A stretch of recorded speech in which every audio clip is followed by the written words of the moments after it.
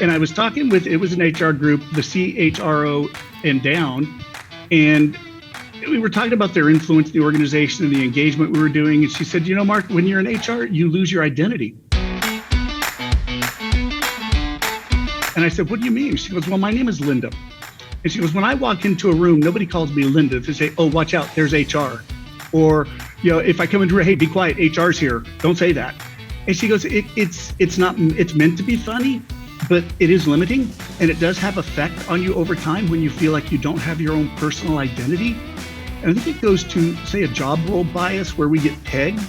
I think a super benign way to think of that would be an actor that gets pegged in a role that never is able to play outside that role again, because that's the way they're viewed from then on. And I do think it has to do with some functional fixedness, the cognitive bias that makes it difficult to think outside the box or be innovative.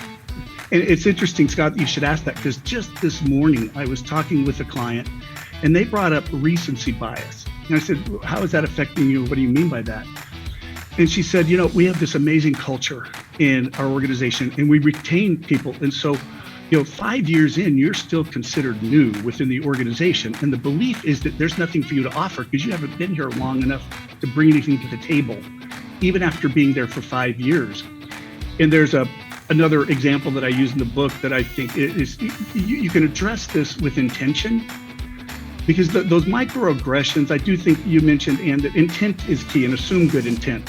But I think also, even with good intent, the reality of how they perceive it is their reality, and it can still be damaging, even because a lot of people don't always assume good intent with things.